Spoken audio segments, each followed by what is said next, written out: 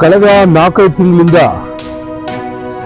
ಅಂತಾರಾಷ್ಟ್ರೀಯ ಮಟ್ಟದಲ್ಲಿ ದೇಶಗಳ ನಡುವೆ ಯುದ್ಧ ಪ್ರಾರಂಭ ಆದಾಗಿನಿಂದ ಪೆಟ್ರೋಲಿಯಂ ಕಚ್ಚಾ ತೈಲಗಳ ಬೆಲೆ ಜಾಸ್ತಿ ಆದ್ರಿಂದ ಸಾಮಾನ್ಯವಾಗಿ ಎಲ್ಲಾ ಬೆಲೆಗಳು ಕೂಡ ಏರಿಕೆ ಆಗಿರ್ತಕ್ಕಂಥ ನಾವು ನೋಡ್ತಾ ಇದ್ದೀವಿ.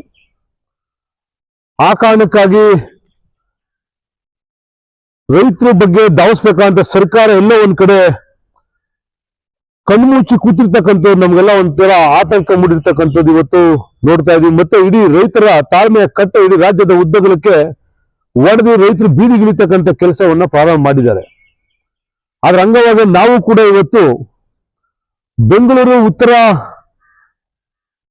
ತಾಲೂಕಿನಿಂದ ಪೂರ್ತಿ ಹಾಲು ಉತ್ಪಾದಕರೆಲ್ಲ ಸೇರಿ ಮೊನ್ನೆ ಜಿಲ್ಲಾಧಿಕಾರಿಗಳ ಕಚೇರಿಯ ಮುಂದೆ ಸಾಂಕೇತಿಕ ಪ್ರತಿಭಟನೆ ಮಾಡೋದ್ರ ಮೂಲಕ ಮೊನ್ನೆ ಗೌರವಾನ್ವಿತ ಮುಖ್ಯಮಂತ್ರಿಗಳಿಗೆ ಮನವಿಯನ್ನು ಕೊಡ್ತಕ್ಕಂಥ ಕಾರ್ಯಕ್ರಮವನ್ನ ಇವತ್ತು ಮಾಡಿದೀವಿ. ಈ ಒಂದು ಕಾರ್ಯಕ್ರಮದಲ್ಲಿ ಸುಮಾರು 2-3 ಸಾವಿರಕ್ಕೂ ಹೆಚ್ಚು ಜನರು ಹಾಲು ಉತ್ಪಾದಕರು ಸೇರಿದ್ರು. ಅವ್ರದ್ದೆಲ್ಲಾದ್ರೂ ಒಂದೇ ಬೇಡಿಕೆ, ನಾವೇನು ಖರ್ಚು ಮಾಡ್ತಾ ಇರ್ತಕ್ಕಂಥ ಖರ್ಚಿಗೂ ಮತ್ತೆ ಹಾಲು ಸರ್ಕಾರ ಕೊಡ್ತಿರ್ತಕ್ಕಂಥ ರೇಟ್ 36 ರೂಪಾಯಿ 23 ಪೈಸೆ ಏನು ಕೊಡ್ತಾ ಇದೀವಿ, ಅದು ಒಂದಕ್ಕೊಂದು ಟ್ಯಾಲಿ ಇಲ್ಲ, ನಮಗೆ ಲಾಸ್ ಆಗ್ತಾ ಇದೆ. ನಾವು ಸರ್ಕಾರದಿಂದ ಪಡೆದಿರ್ತಕ್ಕಂಥ ಸಾಲಗಳು ಕೂಡ ತೀರ್ಸಕ್ಕೆ ಮರುಪಾವತಿ ಮಾಡಕ್ ಆಗ್ತಾ ಇಲ್ಲ ಅಂತ ಹೇಳಿ ಇವತ್ತು ಪ್ರತಿಭಟನೆಗೆ ಇಳಿದಿದ್ವು. ಪ್ರತಿಭಟನೆಯಲ್ಲಿ 2 ಡಿಮಾಂಡ್ ಅನ್ನ ಇಟ್ಟಿದ್ವಿ ನಾವು. ಒಂದು, ಪ್ರತಿ ಲೀಟರ್ಗೆ 10 ರೂಪಾಯಿನ ಜಾಸ್ತಿ ಮಾಡಬೇಕು. ಎರಡನೇ, ಸರ್ಕಾರ ಈಗಾಗಲೇ 5 ರೂಪಾಯಿ ಸಹಾಯಧನ ಏನು ಕೊಡ್ತಾ ಇದೆ, ಆ ಸಹಾಯಧನ ಜೊತೆಗೆ 3 ರೂಪಾಯಿಯನ್ನು ಹೆಚ್ಚುವರಿಯಾಗಿ ಸಹಾಯಧನ ಕೊಡಬೇಕು. ಒಟ್ಟು 8 ರೂಪಾಯಿ ಕೊಡಬೇಕು ಸಹಾಯಧನ, ಮತ್ತು 10 ರೂಪಾಯಿ ಹೆಚ್ಚುವರಿಯಾಗಿ ರೇಟ್ ಅನ್ನು ರೈಸ್ ಮಾಡಬೇಕು ಅಂತಕ್ಕಂಥ 2 ಬೇಡಿಕೆಯೊಂದಿಗೆ ಇವತ್ತು ಹೋರಾಟವನ್ನು ಮಾಡಿದ್ದೀವಿ. ಮೊನ್ನೆ ಜಿಲ್ಲಾಧಿಕಾರಿಗಳು ಕೂಡ ಸಕಾರಾತ್ಮಕವಾಗಿ ಸ್ಪಂದಿಸಿದ್ದಾರೆ. ನನಗೆ ಸ್ವಲ್ಪ ಕಾಲಾವಕಾಶ ಕೊಡಿ, ಮೊನ್ನೆ ಮುಖ್ಯಮಂತ್ರಿಗಳ ಜೊತೆ ಸಭೆಯನ್ನು ಕೂಡ ಆಯೋಜನೆ ಮಾಡಿ ಕೊಡ್ತೀವಿ, ಕೂಡಲೇ ನಿಮ್ಮ ಇದಕ್ಕೆ ಸ್ಪಂದಿಸ್ತಕ್ಕಂಥ ಕೆಲಸವನ್ನು ಮಾಡ್ತೀವಿ ಅಂತಕ್ಕಂಥ ಮಾತನ್ನು ಹೇಳಿದ್ದಾರೆ.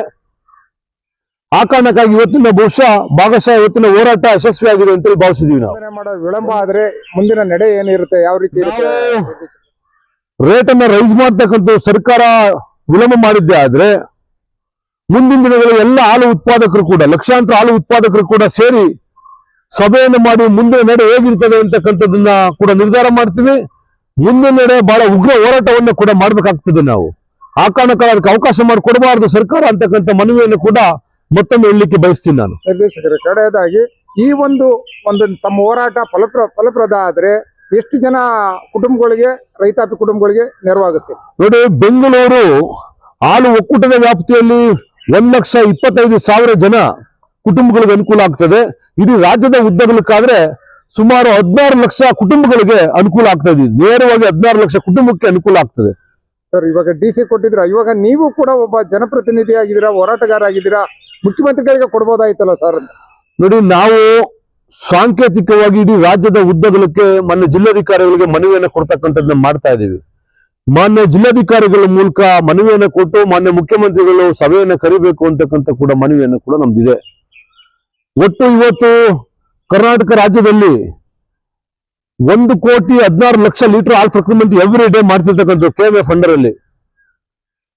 ಈ 1,16,00,000 ಲೀಟರ್ ರೈತರು ಬರ್ತಕ್ಕಂಥ ಸುಮಾರು 16 ಲಕ್ಷ ಜನ ರೈತರು ಹಾಲಾಗ್ತಕ್ಕಂಥವ್ರು ಇದ್ದಾರೆ.